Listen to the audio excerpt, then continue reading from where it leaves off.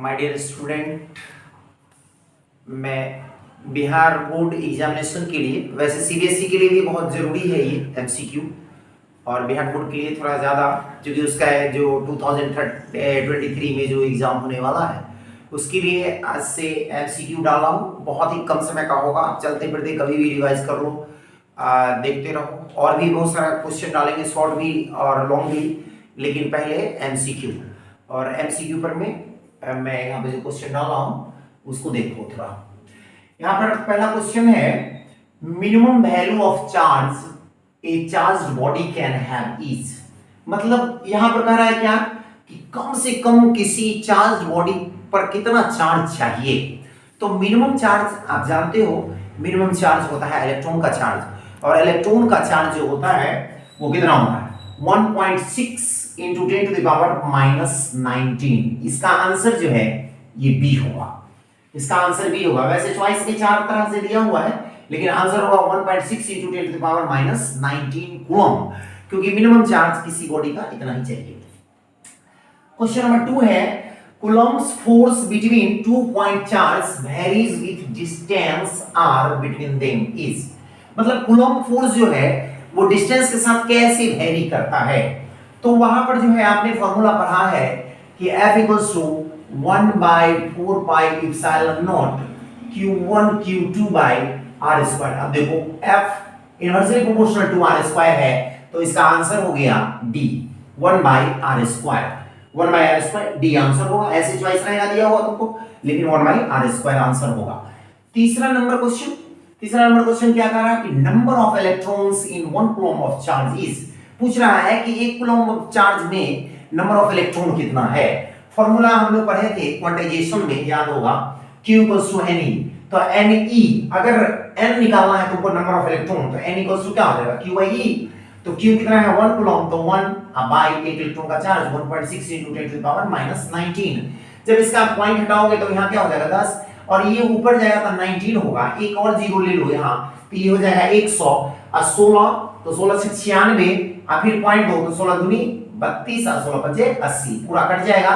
6.25 into 10 to the power 18, 6.25 into 10 to the power 18, यानी answer C होगा इसका answer C होगा। चौथा नंबर क्वेश्चन कह रहा है कि when a body becomes negatively charged its mass. कह रहा है कि कोई बॉडी अगर नेगेटिवली चार्ज होता है तो उसका मास पर क्या इफेक्ट पड़ता है। तो जैसे ही मान लो कि नेगेटिवली चार्ज हुआ, इसका मतलब क्या होगा कि कुछ इलेक्ट्रॉन उसमें जुड़ा है। जैसे ही इलेक्ट्रॉन जुड़ेगा तो क्या होगा, उसका मास इंक्रीज कर जाएगा। तो यहां पर क्या लिखेंगे हम, मास इंक्रीजेज, उसका मास बढ़ जाएगा।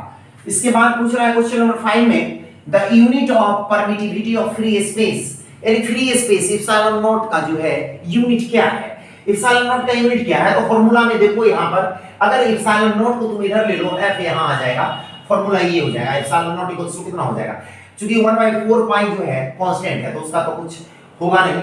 तो Q1 Q2 बाय FR स्क्वायर, और कूलम तो coulomb square, newton metre square distance है, तो कूलम स्क्वायर पर न्यूटन पर मीटर स्क्वायर।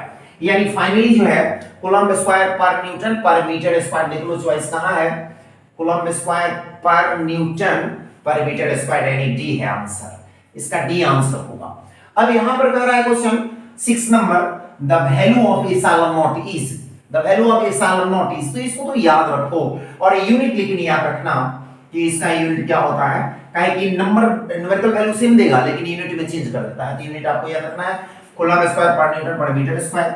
अब देख लो यहां पर किसमें है 8.85 into 10 to the power -12 coulomb square पर न्यूटन पर मीटर स्क्वायर, कूलम स्क्वायर पर न्यूटन पर मीटर स्क्वायर, यानी ये है आंसर तुम्हारा ए का। 8.854 होता है, वैसे इतना ही दिया है, तो ये आंसर है एग्जैक्ट आंसर, बाकी सब गलत आंसर है। इसके बाद क्वेश्चन नंबर 7 में आ जाओ। क्वेश्चन नंबर 7 जो है वो कह रहा है ऐसा unit of electric field intensity is.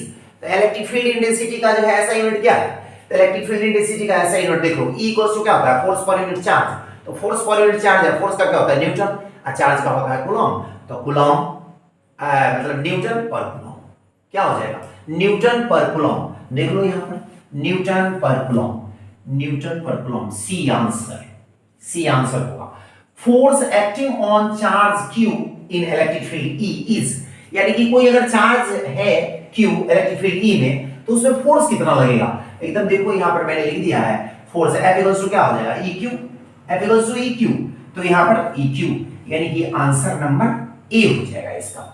इसके बाद है question number 9, dimensional formula of electric field is, तो देखो मैंने लिख करके दिखा दिया है, यहाँ पर E equals to F by Q होता है, E equals to F by Q formula पढ़ चुके हो, तो F equals to F force है, फोर्स का क्या होता है डायमेंशन mLT इनवर्स 2 और चार्ज का AT, T जब ऊपर जाएगा तो क्या हो जाएगा T इनवर्स 3, ए ऊपर जाएगा A इनवर्स हो जाएगा mLT inverse 3 A inverse mLT inverse, यानी कि ऑप्शन नंबर ए।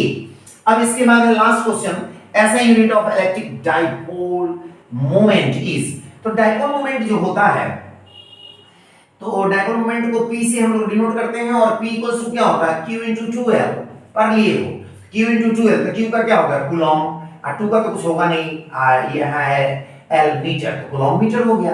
अब यहाँ पर देखो कूलॉम मीटर है, C में आंसर है, तो ये हो जाएगा आपका। ये 10 क्वेश्चन है ऑब्जेक्टिव और बहुत ही वीवीआई क्वेश्चन सब है, इंपोर्टेंट क्वेश्चन इसी तरह का क्वेश्चन पूछता है और हम लगातार ऐसे क्वेश्चन देते रहेंगे आपको, और आप इसको रिवाइज कीजिए सारे लोग एकदम 23 के लिए बहुत ही मोस्ट इंपोर्टेंट क्वेश्चन सब, और भी क्वेश्चन हम डालेंगे।